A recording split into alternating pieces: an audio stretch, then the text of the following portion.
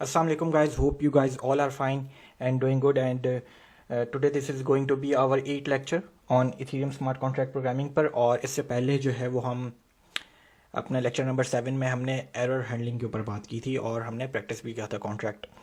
चलें जी, अब आगे जो है पहले बताता चले जाऊँ। मैंने आपसे कुछ कहा था कि अपनी लिंक्डइन की प्रोफाइल्स जो है वो कमेंट सेक्शन में शेयर कीजिएगा ताकि मैं आपको उसके ऊपर फीडबैक दे सकूँ कि आपने अपने किस तरीके से वेब3 डेवलपमेंट की प्रोफाइल बनानी है। ठीक है, सिर्फ लिंक्डइन का नहीं, ब्लॉग लिखना शुरू करना है। मैंने आपको बताया था, बुक पढ़ने के लिए आपको जो है वो बताया था और काफ़ी लोगों ने जो है वो बुक अवेलेबल भी है, बल्कि गाइड के सेक्शन में जाएँ तो ग्रुप में काफ़ी लोगों ने जो है वो उसका PDF वर्जन जो है वो शेयर किया हुआ है, Ethereum smart contract programming by doctor Gavin would. तो बहुत इंपॉर्टेंट है, अच्छा लगा कि लोग जो है वो इस तरीके से बुक शेयर कर रहे हैं।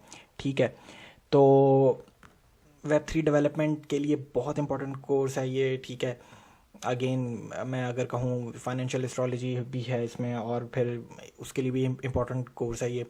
तो बात यही चल रही थी कि हमने जो है वो डिसेंट्रलाइज्ड डेवलपमेंट अगर करनी है तो हमें ब्लॉकचेन लिखनी आनी चाहिए। इस वक्त दुनिया का ब्लॉकचेन का जो सबसे ज़्यादा काम है वो EVM बेस्ड ब्लॉकचेन के ऊपर हो रहा है। जितने भी प्रोजेक्ट्स आ रहे हैं उनमें EVM बेस्ड ब्लॉकचेन आपको कहीं ना कहीं नज़र आएगी, मतलब कि वहाँ पे इथीरियम वर्चुअल मशीन कहीं ना कहीं नज़र आ रही होगी, कोई ना कोई कॉन्ट्रैक्ट वहाँ पे आपको इथीरियम की ब्लॉकचेन नज़र आएगी। तो मतलब समझ जाए, ठीक है, कि ये सॉलिडिटी स्मार्ट कॉन्ट्रैक्ट इसके ऊपर कहीं ना कहीं होगा। अगर वो टोकन है कहीं ना कहीं अपनी, वो अगर एप्लीकेशन में अगर वो कहीं टोकन यूज़ कर रहे हैं तो जो है वो कहीं ना कहीं EVM यूज़ होगा, सॉलिडिटी कहीं ना कहीं यूज़ होगी। बाइनेंस की ब्लॉकचेन है, पॉलीगॉन की ब्लॉकचेन है, ये सब EVM बेस्ड ब्लॉकचेन्स हैं। ठीक है, सिवाय सोलाना के, सोलाना जो है वो उसके लिए आपको रस्ट प्रोग्रामिंग आनी चाहिए, लेकिन कोई बात नहीं, EVM बेस्ड के ऊपर बहुत ज़्यादा काम हो रहा है। तो अगेन डिसेंट्रलाइज्ड एप्लीकेशन डेवलपमेंट करनी है तो आपको सॉलिडिटी आनी चाहिए। ठीक है, तो हम जो है वो सॉलिडिटी बेसिक्स जो है वो हमने शुरू कर चुके हैं, काफ़ी चीज़ें हमने पढ़ ली हैं, डाटा टाइप्स हम पढ़ चुके हैं, हम जो है वो अब एरर हैंडलिंग के ऊपर आ चुके हैं, कंस्ट्रक्टर्स हमने पढ़े, हमने काफ़ी सारी चीज़ें कर ली हैं कवर। थोड़ी सी चीज़ें और रहती हैं और फिर हम इसके बाद फ्रेमवर्क्स की तरफ चले जाएंगे। ट्रफल है, हार्ड हैट है, बहुत से लोगों का सवालात भी है, कुछ क्योंकि कुछ लोग जो है वो जानते हैं कि ट्रफल क्या चीज़ है, हम जो है वो उससे कॉन्ट्रैक्ट डिप्लॉय करेंगे तो बिल्कुल हम करेंगे। थोड़ी से और कॉन्सेप्ट को बेहतर करते हैं और फिर जो है वो हम फ्रेमवर्क के ज़रिए कॉन्ट्रैक्ट को डिप्लॉय करेंगे, टेस्ट किया करेंगे। तो सारा काम फ्रेमवर्क के ज़रिए होगा, बाकायदा पूरा VS कोड के ऊपर। ठीक है, नोड मॉड्यूल्स को यूज़ करते हुए। तो ये चीज़ होगी। वेब3 इंटीग्रेशन भी सीखेंगे, थोड़ा सा वक्त दें, थोड़ा सा चीज़ों को, कॉन्सेप्ट को अच्छा करें और जो है वो फिर हम फ्रेमवर्क्स की तरफ चले जाएंगे। तो ये थोड़ा सा इंट्रोडक्शन था। चलें अब आज का जो है वो लेक्चर शुरू करते हैं और ज़रा पहले तो जो है वो एजेंडा क्या आज का लेक्चर का, ज़रा उस पर चले आते हैं। ठीक है, तो लेक्चर नंबर 8, इससे पहले जो था लेक्चर नंबर 7 उसमें हमने पढ़ा था रिक्वायर। रिक्वायर क्या करता है, एक फंक्शन है जो कि एरर चेक करता है। इनपुट आर्ग्यूमेंट्स आपने दिए हुए हों, 45 मिनट का लेक्चर है पीछे वाला, तो उसे जो है वो पढ़ें और देखें कि किस तरीके से रिक्वायर क्या कर रहा था कि क्या अगर मेरे पास बैलेंस है नहीं है और अगर मैं सेंड कर रहा हूँ किसी और को तो रिक्वायर उसी वक्त मुझे जो है वो सेंड नहीं करने देता था, बल्कि एक एरर आ जाता था। ठीक है, पूरा लेक्चर है, प्रीवियस लेक्चर है रिक्वायर के ऊपर, वो देखें। अब हमने जो लेक्चर नंबर 8 है उसका एजेंडा यही है कि हमने एरर हैंडलिंग सॉलिडिटी में रिक्वायर के ज़रिए भी होती है लेकिन एसर्ट के ज़रिए भी होती है। तो एसर्ट क्या फंक्शन है, ठीक है, उसको पढ़ेंगे और उसको कोड भी करेंगे। हमारा जो बैंक का कॉन्ट्रैक्ट है हम आज उसे ही कंटिन्यू करेंगे और उसमें ही असर्ट की कंडीशन को चेक करेंगे। असर्ट किस तरीके से काम करता है थोड़ा सा बता देता हूँ, फिर हम कोड की तरफ जाएंगे। तो असर्ट क्या है, बेसिकली एक एरर हैंडलिंग फंक्शन ही है, लेकिन ये सिर्फ इंटरनल एरर्स को चेक करता है। अब इंटरनल एरर्स क्या हो सकते हैं कि देखें, मैं आपको एक एग्जांपल देता हूँ। ठीक है, रिक्वायर क्या कर रहा था, रिक्वायर ये चेक कर रहा था कि मेरे पास अगर 1000 टोकन्स हैं और अगर मैं किसी को 100 टोकन्स भेजना चाहता हूँ तो रिक्वायर चेक कर लेता था कि हाँ इसके पास 1000 टोकन्स हैं और ये किसी और को अगर 100 टोकन सेंड करना चाहता है तो ये बिल्कुल कर सकता है। ठीक है, अगर नहीं होते थे, अगर मेरे पास 0 टोकन्स हैं तो रिक्वायर मुझे एरर दे देता था। ठीक है, ये हमने ट्राई भी किया था अपने लास्ट लेक्चर में। अब एग्जाम्पल दे रहा हूँ कि असर्ट क्या करेगा। असर्ट से हम ये काम करवाते हैं, इंटरनल एरर्स चेक करवाते हैं। मतलब कि लेट सपोज अगर मेरे पास 1000 टोकन्स हैं और मैंने अगर किसी को 100 टोकन सेंड किए हैं तो मेरे पास कितने बच जाएंगे, कितने बचे होने चाहिए, मेरे पास 900 टोकन्स बचे होने चाहिए। तो मैं अपने कोड को ये बताऊंगा कि अगर after execution of this transfer function तो उसके बाद मेरी ये असर्ट की कंडीशन चले और असर्ट की कंडीशन ये चेक करे कि मेरा रिमेनिंग बैलेंस को चेक करे कि प्रीवियस बैलेंस इसका क्या था। ठीक है, एक यूज़र का प्रीवियस बैलेंस 1000 था, उसने सेंड किए 100 किसी को, तो उसका रिमेनिंग बैलेंस क्या हो गया आफ्टर ट्रांसफ़र फंक्शन। ठीक है, आफ्टर ट्रांसफ़र एग्जीक्यूशन। तो असर्ट के ज़रिए हम ये चेक करते हैं कि इंटरनल एरर्स को, कि उसके पास अगर 900 नहीं बचे हो, 1000 में से 100 सेंड किया तो उसके पास 900 होने चाहिए यूज़र के पास। अगर नहीं है किसी वजह से, हमारे कोड में कोई एरर है, तो असर्ट उसे पकड़ लेगा। तो ये चीज़ चेक करते हैं हम असर्ट से। ये है, सिर्फ बताया, अभी कोड भी करेंगे हम। ठीक है, और हम जो है वो अपने बैंक के कॉन्ट्रैक्ट को ही कंटिन्यू करेंगे और उसी में ही असर्ट की कंडीशन को चेक करेंगे। अच्छा जी, आगे चलते हैं। एरर हैंडलिंग असर्ट पढ़ने के बाद हम मॉडिफायर को भी पढ़ेंगे। मॉडिफायर एक बहुत छोटा सा फंक्शन है, प्री रेक्विजिट कह दो, एक छोटा सा फंक्शन है, लेकिन अगेन कंडीशन आप बता सकते हो मॉडिफायर के फंक्शंस में। ठीक है, मॉडिफायर के फंक्शन में आप कंडीशन बताओगे। छोटा सा फंक्शन है, अभी जब मैं कोड करूँगा तो आपको समझा दूंगा। इसका एरर हैंडलिंग से ताल्लुक़ है, लेकिन ये कि जिस तरीके से एक एग्जांपल इसकी भी दे देता हूँ, फिर जब जो हम कोड करेंगे तो इसको और अच्छे से आप लोगों को जो है वो समझ में आएगा। कि लेट सपोज अगर जिस तरीके से मैंने रिक्वायर की कंडीशन लिखी थी ना, कि अगर ये msg.sender ही है, चलें इसको एक काम करते हैं, मॉडिफायर को यहीं पे रोक देते हैं। हम जो है वो जब कोड करेंगे तो तभी मैं समझा पाऊंगा, इस तरीके से आपको थोड़ा सा मुश्किल होगा। तो असर्ट को पहले हम कोड करेंगे और फिर जो है वो हम मॉडिफायर को भी पढ़ेंगे और कोड करेंगे। तो जिस तरीके से मैंने कहा है कि आज जो है वो हम अपना बैंक का जो कॉन्ट्रैक्ट है हम उसे ही कंटिन्यू करेंगे। ठीक है, तो ठीक है, ये हमारा बैंक का कॉन्ट्रैक्ट है। मैं इसको जूम इन कर देता हूँ। ठीक है, ये हमने लास्ट टाइम बनाया हुआ है, आप जो है वो पिछला लेक्चर जो है वो जाके देखें। ठीक है, रिक्वायर के ऊपर जो है, और फिर जो है वो हम इसे कंटिन्यू करेंगे। तो बिल्कुल थोड़ा सा वेट कर लेते हैं। ये जो है वो आई थिंक ठीक है, यही कॉन्ट्रैक्ट है। तो चलें जी, अब असर्ट क्या करता है कि असर्ट का मैंने आपको समझा दिया कि ये इंटरनल एरर को चेक करता है। कैसे चेक करता है, एग्जांपल दी कि अगर एक यूज़र है, उसका अगर बैलेंस भेजने से पहले उसका जो है वो कोई 1000 हो, 200 हो, 300 हो, और जब ट्रांसफ़र का फंक्शन हो जाए तो फिर जो है वो हम असर्ट को चेक करते हैं कि क्या उसका रिमेनिंग बैलेंस जितना होना चाहिए उतना ही है। तो अब ज़रा जो है वो हम इसको कोड कर लेते हैं। तो देखें, मैं ट्रांसफ़र के फंक्शन में जिस तरीके से रिक्वायर, पहले ट्रांसफ़र का फंक्शन है, दोबारा से ज़रा समझ लेते हैं।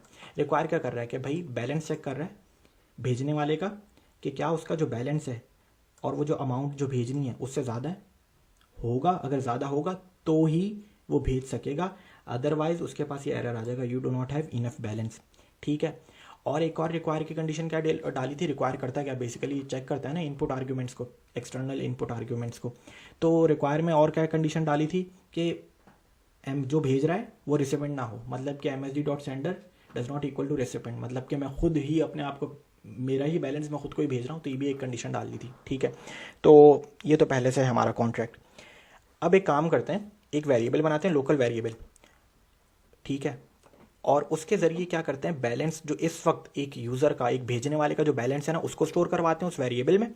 और फिर जब ये फंक्शन हो जाएगा, ये दोनों ट्रांसफ़र का जो फंक्शन है ये चल जाएगा। ठीक है, तो फिर क्या करेंगे, जब ये बैलेंस मूव हो गया, कि मतलब कि भेजने वाले का बैलेंस माइनस हो गया और रिसिपेंट का बैलेंस उतनी ही अमाउंट ऐड हो गई, तो उसके बाद हम उस लोकल वेरिएबल को यूज़ करेंगे कि क्या उसका बैलेंस कम हुआ है कि नहीं। अभी थोड़ी सी देर में समझ में आ जाएगा जब मैं लिखूँगा, तो मैं ज़्यादा जो है वो समझाता हूँ और फिर जो है वो कोड की तरफ, काफ़ी देर समझाने के बाद फिर जो है मैं कोड की तरफ आता हूँ। तो एक लोकल वेरिएबल बनाते हैं यूइंट के नाम से, और लोकल वेरिएबल का नाम रख देते हैं प्रीवियस सेंडर। आप कुछ भी नाम रखें, ठीक है, आप कुछ भी नाम रखें, प्रीवियस सेंडर बैलेंस। ओके, और इस वक्त जो है ना बैलेंस msg.sender, भेजने वाले का नाम क्या है, msg बैलेंस msg.sender। मैंने किया क्या है, मैंने एक लोकल वेरिएबल बनाया, उसका नाम रखा है प्रीवियस सेंडर बैलेंस। ठीक है, प्रीवियस सेंडर बैलेंस, और सेंडर कौन है, जो ये इस फंक्शन को कॉल करेगा msg.sender, और उसके पास कोई ना कोई बैलेंस होगा, क्योंकि मैपिंग, अब ये लास्ट जो है वो हमारा स्मार्ट कॉन्ट्रैक्ट है, इसको हमने समझा हुआ है। तो मैं अब ज़्यादा डिटेल में समझाऊंगा नहीं, क्योंकि ये मैपिंग है और ये लास्ट लेक्चर को जाके देखें। तो इस वक्त क्या है कि मेरा जो बैलेंस है MSD डॉट सेंडर का, ठीक है, उसको मैंने एक लोकल वेरिएबल में स्टोर जो है वो करवा दिया है, ठीक है। अब ये चलेगा, ये दोनों लाइन ऑफ कोड चलेंगी। मैं असर्ट को ट्राई कर रहा हूँ, मैं असर्ट की कंडीशन बना रहा हूँ कि किस तरीके से हमेशा, और जो है ना असर्ट हमेशा कोड के या फंक्शन के, बेसिकली फंक्शन के एंड पे लगाएं असर्ट को, और जिस तरीके से रिक्वायर हमेशा सबसे फंक्शन के टॉप पे लगता है, जिस तरीके से हमने ये किया हुआ है। रिक्वायर क्या क्या भाई, पहले तो ये कि भेजने वाले का बैलेंस चेक कर लो कितनी अमाउंट है उससे ज़्यादा, और भेजने वाला रिसिपेंट ना हो, ये हमने चेक कर लिया। अब मैंने एक लोकल वेरिएबल बनाया, कुछ भी नाम रख दो उसके, आप प्रीवियस बैलेंस रख दें, प्रीवियस सेंडर बैलेंस रख दें, जो भी नाम रखें, और उसको बैलेंस MSD डॉट सेंडर है, भेजने वाले का जो बैलेंस है उसको मैंने इस वेरिएबल में बस स्टोर करवा दिया और कुछ भी नहीं किया।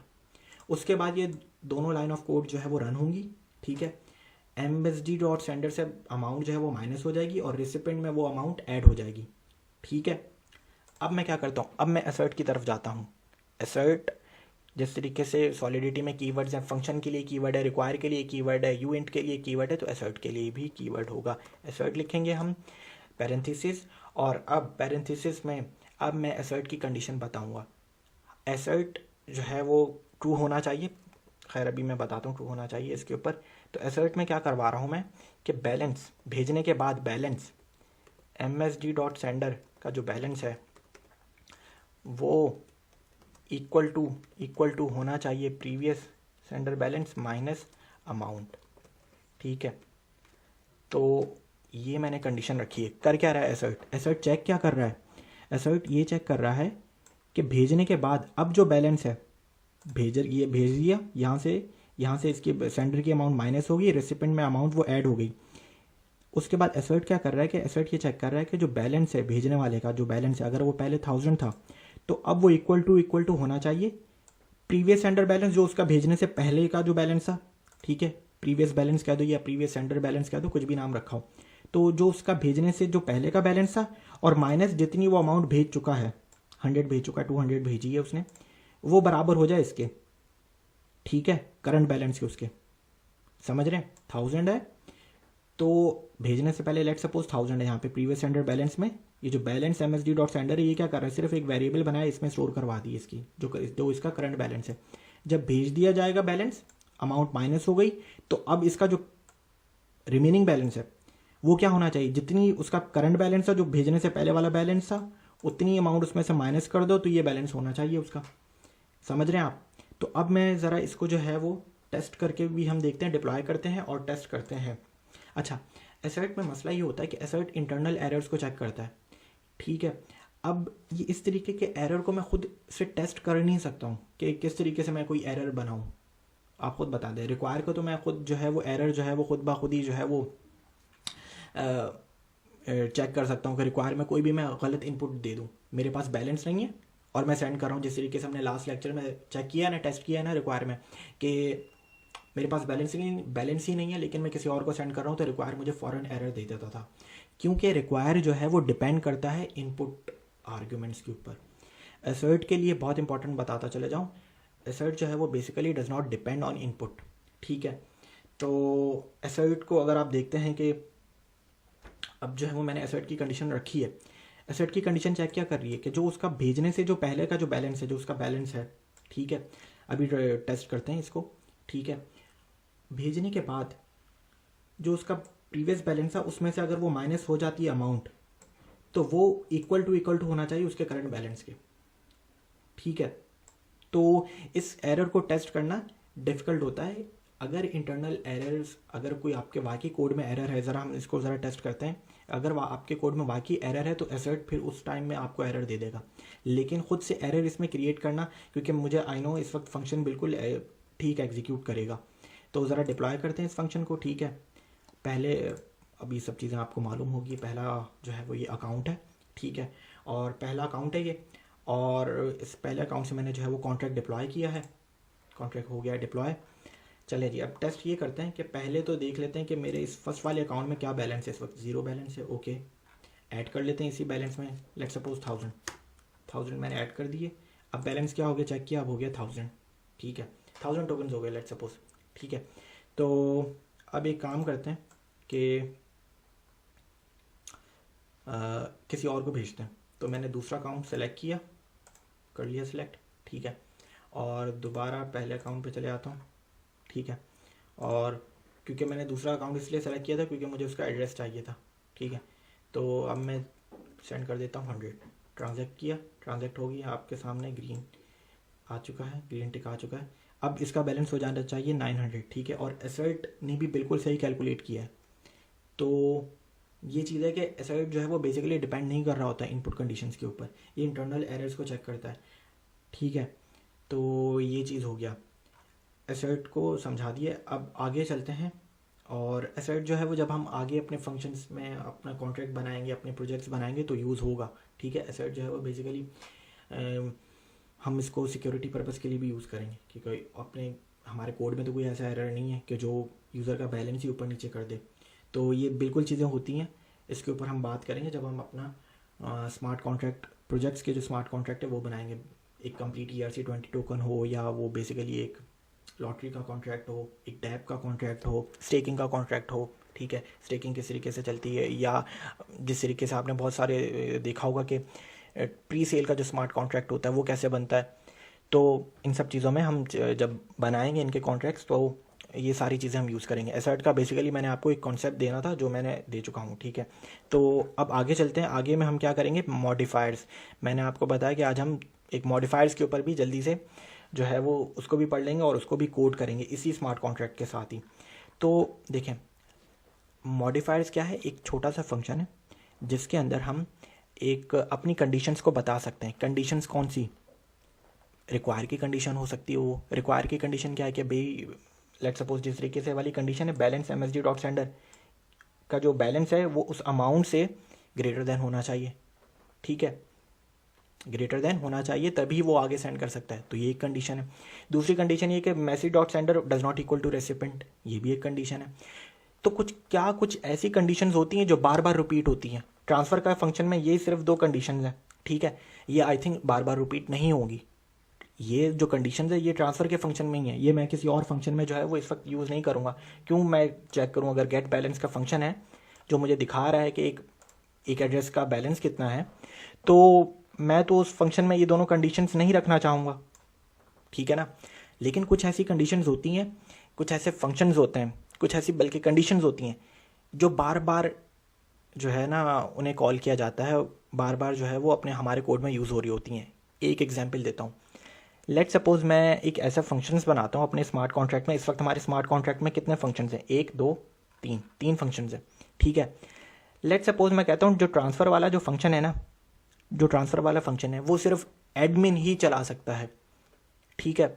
मतलब कि फिर हमारा बैंक कैसा बन जाएगा, मतलब कि हर कोई बैंक में डिपॉजिट कर सकता है, लेकिन ट्रांसफ़र कौन करेगा, ट्रांसफ़र वाला फंक्शन वही यूज़ करेगा जो इस कॉन्ट्रैक्ट का एडमिन होगा, ठीक है। मतलब कि समझ रहे हैं आप बात, अभी हम करके देखेंगे। तो ट्रांसफ़र का जो फंक्शन हो गया। अच्छा, अब मैं एक और फंक्शन बना देता हूँ। Let suppose withdraw all, withdraw के कॉन्ट्रैक्ट में बैंक में जितना भी पैसा है वो विड्रॉ ऑल वही कर सकता है जो कॉन्ट्रैक्ट का एडमिन हो, ठीक है। आप कुछ ऐसा स्मार्ट कॉन्ट्रैक्ट बना रहे हैं जिसके फंक्शंस, कुछ ऐसे फंक्शंस जो सिर्फ एडमिन ही यूज़ करना चाहें, ठीक है। तो उस केस में आप मॉडिफायर को यूज़ करें। आप बार बार ना ये ना बताएं कि आप बार बार हर फंक्शन में ये नहीं लिखें फंक्शन के टॉप में require MSG.sender is equal to owner या इज इक्वल टू एडमिन। आप बार बार हर फंक्शन में नहीं लिखेंगे, तो उसके लिए मॉडिफायर होता है। वो कैसे कर लेते हैं अभी बताता हूँ, ठीक है। लेट सपोज मैं अब जो हम करने लगे हैं, ये करने लगा हूँ कि ये जो ट्रांसफ़र का जो फंक्शन है, ट्रांसफ़र का फंक्शन वही एग्जीक्यूट करेगा जो इस कॉन्ट्रैक्ट का एडमिन होगा। जो इस कॉन्ट्रैक्ट को डिप्लॉय करेगा वो ओनर बन जाएगा इसका, और वही फिर इस ट्रांसफ़र वाले फंक्शन को एग्जीक्यूट कर पाएगा। अदरवाइज़ कोई और इस फंक्शन को एग्जीक्यूट ही नहीं कर पाएगा। पहले तो ज़रा हम बनाते हैं कि इस कॉन्ट्रैक्ट का एडमिन अगर मुझे बनाना है, इस कॉन्ट्रैक्ट का ओनर बनाना है मुझे बेसिकली, तो वो कैसे बनेगा हम कर चुके हैं, ठीक है। कंस्ट्रक्टर हमने पढ़ा है तो कंस्ट्रक्टर के ज़रिए होगा। आए ज़रा करते हैं। तो मैंने एक वेरिएबल बनाता हूँ जिसकी डाटा टाइप है एड्रेस, ठीक है, हम पढ़ चुके हैं, और नाम क्या रख दिया ओनर, ठीक है। अब आ जाते हैं कंस्ट्रक्टर के ऊपर। कंस्ट्रक्टर हम पढ़ चुके हैं, ठीक है।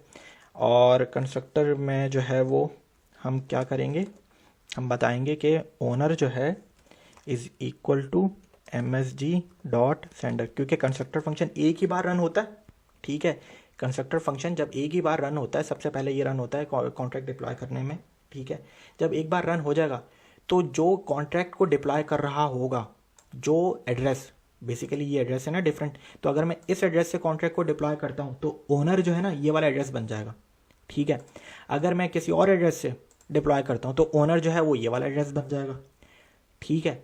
तो अभी तो मैंने सिर्फ ये किया कि मैंने क्या किया है, एक वेरिएबल बनाया एड्रेस ओनर, ठीक है, उसका नाम रखा है ओनर, आप कुछ भी नाम रख दो, एडमिन नाम रख दो, ठीक है। और कंस्ट्रक्टर में उस ओनर को MSG डॉट सेंडर से इक्वल कर दिया कि जब भी कॉन्ट्रैक्ट डिप्लॉय करेगा तो कॉन्ट्रैक्ट डिप्लॉय करने वाला वो MSG डॉट सेंडर कहलाता है, और उसको मैंने इक्वल कर दिया है ओनर के, ठीक है।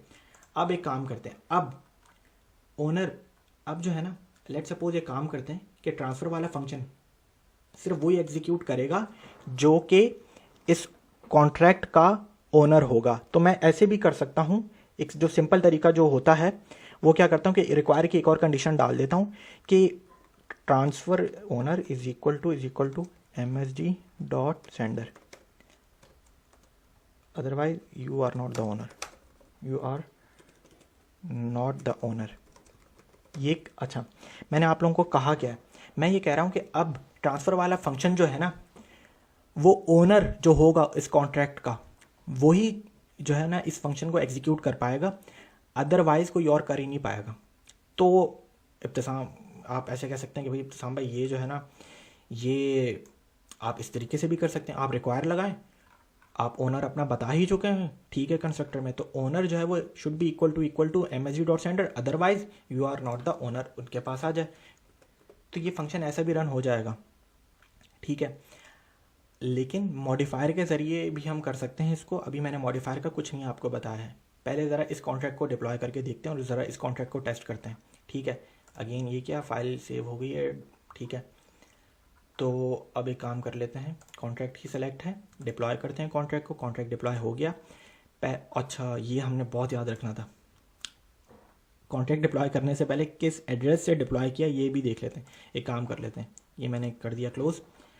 पहला एड्रेस है, उसी को हम एडमिन बना रहे हैं, पहला एड्रेस को 0x5B3 वाले को, ठीक है। मैंने ये सिलेक्ट किया और उस अकाउंट से, पहले वाले अकाउंट से मैंने डिप्लॉय कर रहा हूँ, डिप्लॉय कर दिया मैंने, ठीक है। डिप्लॉय करने के बाद अब इसका बैलेंस कितना है, 0 है, ये किसी को भेज नहीं सकता इस वक्त, क्योंकि ठीक है। तो ज़रा इसका बैलेंस जो है पहले 1000 कर लेते हैं, 1000 हो गया, ऐड हो गया, अब चेक कर लेते हैं, 1000 हो गया इसका बैलेंस, ठीक है। अब मैं क्या करता हूँ, मैं इसी पहले वाले अकाउंट से किसी और एड्रेस को भेजने की कोशिश करता हूँ। पहला दूसरा अकाउंट जो है वो कॉपी कर लिया, पहले पर आ गए, कॉपी करने के बाद 100 टोकन जो है वो मैं भेज देता हूँ, ठीक है। चले गए। अब इसका बैलेंस हो जाएगा 900 और सेकंड वाले का जो अकाउंट है उसका बैलेंस हो गया है 100, ठीक है, आपके सामने आ रहा है। अब कॉन्ट्रैक्ट का जो एडमिन है वो पहला वाला अकाउंट है, कॉन्ट्रैक्ट का जो एडमिन है, क्योंकि कंस्ट्रक्टर में मैं ओनर को बता चुका हूँ MSG डॉट सेंडर, कॉन्ट्रैक्ट का जो एडमिन है वो पहला वाला अकाउंट है, पहले वाले का बैलेंस है 900, सेकंड वाला जो अकाउंट है उसका बैलेंस है 100, क्योंकि अभी हमने just few seconds ago we transfer the balance from first account to the second account, ठीक है। तो अच्छा, अब ये जो सेकंड वाला बैलेंस है, सेकंड वाला जो अकाउंट है जिसके पास 100 बैलेंस 100 टोकन्स हैं, हम करते क्या है, हम तीसरा वाला अकाउंट सेलेक्ट करते हैं, कॉपी करते हैं एड्रेस उसका, दोबारा सेकंड वाले अकाउंट में आ जाते हैं, यहाँ पे जाके थर्ड वाला अकाउंट जो है वो पेस्ट कर दिया उसका एड्रेस, और यहाँ से 50 टोकन सेंड करने की कोशिश करते हैं। अभी बता रहा हूँ ये नहीं चलेगा, क्यों, ये ट्रांजैक्शन होगी नहीं, क्योंकि ट्रांसफ़र का जो ये जो फंक्शन है, ये कौन जो है वो रन कर सकता है ये फंक्शन को, सिर्फ फर्स्ट वाला अकाउंट, सेकंड वाला अकाउंट कर ही नहीं सकता, क्योंकि सेकंड वाला अकाउंट एडमिन ही नहीं है, क्योंकि मैंने इस फंक्शन में लिख दिया रिक्वायर ओनर, ओनर कौन है, MSG डॉट सेंडर, और वो कौन है, जो जिसने कॉन्ट्रैक्ट डिप्लॉय किया था, और वो पहला वाला एड्रेस है, सेकंड वाला एड्रेस नहीं है। तो जब ये मैं फंक्शन चलाने जाऊँगा, हालांकि इसके पास बैलेंस है, सेकंड वाले अकाउंट के पास इस वक्त बैलेंस है 100 का, बैलेंस है इस वक्त 100 का, ठीक है, और मैं 50 टोकन्स जो है वो मैं थर्ड अकाउंट पर भेजना चाह रहा हूँ, लेकिन जब मैं ट्रांजैक्ट करूँगा तो ये एरर देगा, क्योंकि ये एरर इसलिए देगा कि you are not the owner. अभी देख लें, ट्रांजैक्ट किया, एरर दे दिया, एरर आया कि VM एरर आया, the transaction has been reverted to the initial state, reason you are not the owner. क्योंकि ट्रांसफ़र का फंक्शन अब सिर्फ पहला वाला अकाउंट ही चला सकता है क्योंकि वो एडमिन है, समझ रहे हैं? ठीक है, तो आप कंडीशन इस तरीके से भी दे सकते हैं। अब ये कंडीशन जो है require owner is equal to MSD dot sender, transfer के फंक्शन में आपने डाल दिया। आप जो भी फंक्शन को एडमिन का रोल देना चाहते हैं कि वो फंक्शन जो सिर्फ एडमिन रन कर सकें, जिस तरीके से ट्रांसफ़र का फंक्शन हो, लेट सपोज जिस तरीके से विड्रॉ ऑल का फंक्शन हो, जिस तरीके से टोकन डिस्ट्रॉय का फंक्शन हो, इस तरीके से ये कुछ फंक्शन ऐसे होते हैं जो सिर्फ एडमिन ही रन करें। तो आपको बार बार क्या आप कोड में हर फंक्शन में ये लिखेंगे, पहली top line require owner is equal to MSD dot sender. फिर लेट सपोज बैलेंस चेक, अगर कोई ऐसा फंक्शन है आपने और बनाया विड्रॉ ऑल का, तो उसमें भी ये पहली लाइन लिखनी पड़ेगी। तीसरा फंक्शन हो कोई जो सिर्फ एडमिन रन करना चाहे, उसमें भी आप पहली लाइन लिखेंगे। तो ये जो बार बार कोड जो रिपीट हो रहा है, इससे बचने के लिए हम कर ये लेते हैं कि हम जो है वो एक मॉडिफायर बना लेते हैं। बहुत यही काम जो है ना, हम सारा काम मॉडिफायर से करेंगे। कैसे करेंगे? बहुत सिंपल सा कैसे करेंगे हम? अभी कीवर्ड कौन क्या है? मॉडिफायर, ठीक है, और ओनली ओनर के नाम से जो है वो हम लिखेंगे, ठीक है। और ये लिख दिया। अब हमने ये जो पहली लाइन है ना पूरी, इसको यहाँ से करेंगे कॉपी, यहाँ पे लाएंगे पेस्ट, ठीक है। उसके बाद ये बहुत इंपॉर्टेंट स्टेप है। अब अगला जो स्टेप है अंडरस्कोर और कॉलन, ठीक है। अब ये अंडरस्कोर और सेमी कॉलन करता है क्या है ये मैं बताता हूँ। चलें जी, अब यहाँ से तो लाइन हमने हटा दी, ठीक है। अब हमने यहाँ पे मॉडिफायर में बता दिया, और मॉडिफायर का नाम क्या है? Only owner. हम इसको कॉपी करेंगे और पब्लिक के बाद यहाँ पे पेस्ट कर देंगे, ठीक है। तो बिल्कुल ये वही काम हो रहा है जो अभी थोड़ी देर पहले हो रहा था कि रिक्वायर ही हमने बता दिया था यहाँ पे। अब हमने रिक्वायर को कॉपी किया, यहाँ पे पेस्ट कर दिया मॉडिफायर ओनली ओनर के नाम से बना के, ठीक है। अंडरस्कोर सेमी कॉलन क्या करता है बताता हूँ। क्या हमने कॉपी किया वहाँ से लाइन और यहाँ पे पेस्ट कर दी। अब मैंने सिर्फ अपने फंक्शन को ये बता दिया है कि फंक्शन ये पब्लिक है, लेकिन ओनली ओनर का मतलब है कि जब ये यहाँ पर आएगा तो ये यहाँ से उठकर यहाँ पे जाएगा ओनली ओनर में और देखेगा, मतलब कि ओनर ही इस फंक्शन को रन कर सकता है। तो अब मुझे सिर्फ फंक्शन में मैंने क्या लिखा? Only owner. अब अगर कोई और भी फंक्शन हो, लेट सपोज गेट बैलेंस का फंक्शन है, अगर गेट बैलेंस चेक करने वाला भी फंक्शन, अगर मैं कहूँ कि सिर्फ वो एडमिन ही चेक कर सकता है गेट बैलेंस का फंक्शन, तो मैं यहाँ पे सिर्फ क्या करूँगा? Ctrl+V, सिंपल सा एक छोटा सा कीवर्ड लिखूंगा, तो मेरा देखें कोड कितना छोटा हो गया, समझ रहे हैं? अच्छा, अब ये मैं अंडरस्कोर सेमी कॉलन के बारे में बताता चला जाऊँ। जैसे ही ये फंक्शन देखा, ट्रांसफ़र का फंक्शन है, आर्ग्यूमेंट्स पर आया और देखा कि यहाँ पे कोई ना कोई मॉडिफायर है ओनली ओनर, तो करेगा क्या? EVM यहाँ पर जाएगा, चेक करेगा, ठीक है। ओनली ओनर के ऊपर वो उसने कंडीशन ये चेक करी, ओके, क्या ये फंक्शन जो एग्जीक्यूट कर रहा है क्या ये एडमिन है कि नहीं है। वो ये कंडीशन चेक करने के बाद अगर ये कंडीशन ट्रू है कि हाँ वो एडमिन ही है, तो फिर अंडरस्कोर सेमी कॉलन का मतलब ये है कि फिर वो बाकी की लाइनें यहाँ से एग्जीक्यूट करना शुरू हो जाएगा, ठीक है। मतलब कि पहले ये वाली लाइन होगी मॉडिफायर की, और फिर अंडरस्कोर सेमी कॉलन है कि फिर जो है वो बाकी का फंक्शन वो एग्जीक्यूट होगा। तो देखें कोड हमारा कितना छोटा हो गया। अब जहाँ जहाँ मैंने मॉडिफायर एक बना दिया, उसको बता दिया कि ओनली ओनर या एडमिन यही है, तो हो क्या रहा है? आप जब चाहें जिस फंक्शन को एडमिन का रोल देना चाहें, आपने सिर्फ यहाँ पे क्या लिखना है? ओनली ओनर, समझ रहे हैं? बिल्कुल इस कॉन्ट्रैक्ट को भी टेस्ट कीजिएगा, ये वैसे ही काम करेगा। सिर्फ आपको ये ध्यान रखना है कि आप किसको ओनर बना रहे हैं, पहले एड्रेस को, सेकंड एड्रेस को, ठीक है, तीसरे एड्रेस को। तो ये चीज़ है, अभी हमने आपके सामने टेस्ट भी किया। तो ये चीज़ है, हमने एरर हैंडलिंग के ऊपर बात की है, एसर्ट के ऊपर बात की है, छोटी बात की है क्योंकि एसर्ट के ऊपर जो है वो हम आगे अपने स्मार्ट कॉन्ट्रैक्ट्स में चेक करेंगे। एसर्ट से ज़्यादा रिक्वायर बहुत ज़्यादा यूज़ होता है, एसर्ट भी यूज़ होता है, लेकिन रिक्वायर जो है वो आप बहुत ज़्यादा जो है वो देखेंगे स्मार्ट कॉन्ट्रैक्ट्स के ऊपर।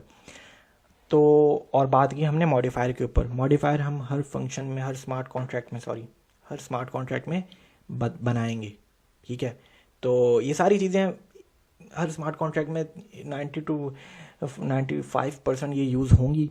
तो हम सीखते रहेंगे हम इन चीज़ों को, और जो है वो इन डेप्थ नॉलेज जो है वो हम लेते रहेंगे। तो इस लेक्चर को यहीं पे ख़त्म करता हूँ। कमेंट्स में ज़रूर बताएं कि जो भी आपको इशू आ रहा है, ठीक है, और सवालात हो पूछें और मैं बताऊंगा कमेंट्स में। स्क्रीनशॉट के साथ जो है वो पूछिएगा अगर कोई एरर आ रहा हो, कंप्लीट स्क्रीनशॉट के साथ। तो चलें जी, इस लेक्चर को जो है वो यहीं पर ख़त्म करते हैं। ख्याल रखें अपना। अल्लाह हाफ़िज़।